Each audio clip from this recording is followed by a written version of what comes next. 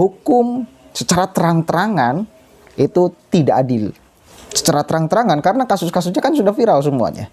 Yang saya tadi sebutkan itu beberapa pekan terakhir ini memang sangat banyak sekali. Ini sudah semua orang tahu. Nah, maka kalau misal tidak ada proses keberlanjutan yang jelas, tiba-tiba berhenti, misal kasus Roy Suryo nih yang sudah rame, sudah viral, kemudian tiba-tiba berhenti, tiba-tiba nggak jelas ujungnya seperti apa. Lah maka ini bakal terjadi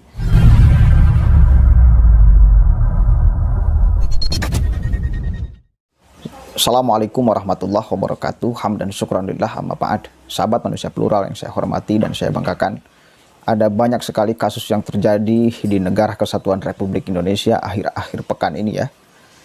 Dari mulai pengeditan foto muka Jokowi, kemudian juga Holy Wing, kemudian juga anak Kiai Jombang, kemudian juga ada Julianto Eka Putra, seorang motivator yang mencabuli anak didiknya hampir belasan orang. Kemudian juga kemarin yang masih baru itu ada seorang polisi yang menembak polisi di rumah polisi. Itu cukup menggemparkan dunia media sosial. Nah, sederetan kasus ini ada beberapa yang saya sudah bahas. Salah satunya yang anak Kiai Jombang itu pesantren Sidikiyah yang kemarin. Kemudian juga ada yang bertanya kepada saya, ini kok ngangkat hanya yang pesantren aja? Ini Eka Julia Putra ini lebih biadab gitu loh. Oke, kita bahas di sini bahwa saya syukur alhamdulillah ketika manusia-manusia yang dikatakan dianggapnya kebal sekarang sudah ditangkap satu persatu. Ini membuktikan bahwa memang hukum di Indonesia itu ya bisa kita harapkan untuk adil ke semua orang. Mau kalangan bawah ataupun kalangan atas. Mau orang yang berduit ataupun tidak berduit. Mau orang yang punya jabatan ataupun orang yang tidak punya jabatan. Mau orang yang punya pengaruh ataupun orang yang tidak punya pengaruh. Jika dia terbukti bersalah, apalagi secara hukum, maka harus diselesaikan juga secara hukum. Anak Kiai Jombang kemarin, Mas Beki, ya, yang memiliki masa bapaknya itu jutaan, Thoriko Sidikiyah, sampai 15 juta.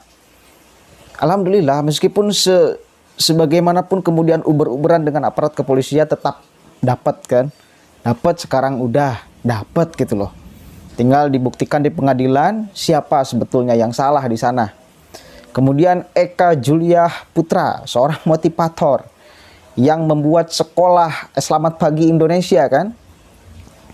Dia juga sama, udah bertahun-tahun kasusnya. Kasus pelecehan seksual lagi sama. Udah bertahun-tahun. Dan alhamdulillah sekarang sudah ditangkap. Satu kali lagi ini harapan kita kepada aparat kepolisian, penegak hukum, kejaksaan untuk satu kali lagi menegakkan hukum seadil-adilnya kepada siapapun itu yang memang melanggar secara hukum. Tidak pandang bulu. Tidak pandang bulu. Ya, tidak pandang bulu. Tinggal satu lagi yang masih belum kita lihat. Nih, Roy Suryo. Itu juga saya kira penistaan bagian daripada penistaan agama Buddha. Ini yang belum kelihatan ini lanjutannya akan seperti apa. Roy Suryo kemarin naik ke tahapan penyidikan, dari penyelidikan ke tahapan penyidikan. Cuma belum ada keputusan resminya seperti apa. Oh, satu lagi ada yang ramai lagi, ACT ya, aksi cepat tilep. Aksi cepat tanggap juga rame. Si Ahayudin itu ya, yang mengambil uang sumbangan donasi. Ya, sampai ratusan juta itu gajinya tuh. Rame juga sama. Dan alhamdulillah Ahayudin, kemudian Ibnu Hajar, presidennya sekarang itu sudah dipanggil dan sekarang sudah tahapannya itu adalah penyidikan. Kemarin masih penyelidikan. Pimpinan ACT, ya, mantan pendiri ACT Ahayudin sudah tahapan penyidikan. Artinya naik setahap tuh. Dan kita akan terus menunggu update dari aparat kepolisian untuk orang-orang kalau misal satu kali lagi melanggar secara aturan hukum, ya kita bersuara di bawah untuk juga sama ditindak secara hukum. Gak boleh pandang bulu. Kena-kena dia punya uang banyak, punya jabatan tinggi, punya pengaruh besar, kemudian melanggar hukum, kemudian diabaikan. Nah, ini akan menjadi masalah, akan menjadi polemik di bawah. Ini akan tidak elok pada akhirnya kepada citra aparat kepolisian. Bila mana hukum secara terang-terangan itu tidak adil. Secara terang-terangan, karena kasus-kasusnya kan sudah viral semuanya. Yang saya tadi sebutkan itu beberapa pekan terakhir ini memang sangat banyak sekali. Ini sudah semua orang tahu. Nah, maka kalau misal tidak ada proses keberlanjutan yang jelas, tiba-tiba berhenti, misal kasus Roy Suryo nih yang sudah rame, sudah viral, kemudian tiba-tiba berhenti, tiba-tiba nggak jelas ujungnya seperti apa. Lah, maka ini bakal terjadi framing publik bahwa wah, kok seperti ini sih. Kemudian ACT juga sama, pimpinannya, mantan pendirinya, presidennya gitu loh. Sekarang sudah tahapan penyidikan, kemudian ujung-ujungnya misal nantinya nggak jelas, nggak ada informasi lanjutannya. Maka ini pun yang akan menghadirkan roman buruk dari publik ke penegak hukum, ke aparat kepolisian. Oke, maka di sini satu kali lagi saya harap untuk ya bisa menegakkan hukum seadil-adilnya kepada siapapun itu. Kepada siapapun itu. Jangan sampai orang-orang kecil itu merasa, kita sebagai masyarakat itu merasa ini kita tidak adil di negara ini. Kemudian nantinya akan ada riakan yang besar. Dan ini sangat berbahaya sekali. Sangat berbahaya sekali. Oke. Mudah-mudahan ada manfaatnya. Wallahul muwaffiq ila aqwamit thoriq. Wallahu a'lam bishawab. Assalamualaikum warahmatullahi wabarakatuh. Saya kira ini suara kita sama ya. Suara kita sama ke aparat penegak hukum, aparat kepolisian untuk mengadili siapapun aja yang memang bersalah di sini. Tidak pandang bulu. Suara kita sama. Satu lagi.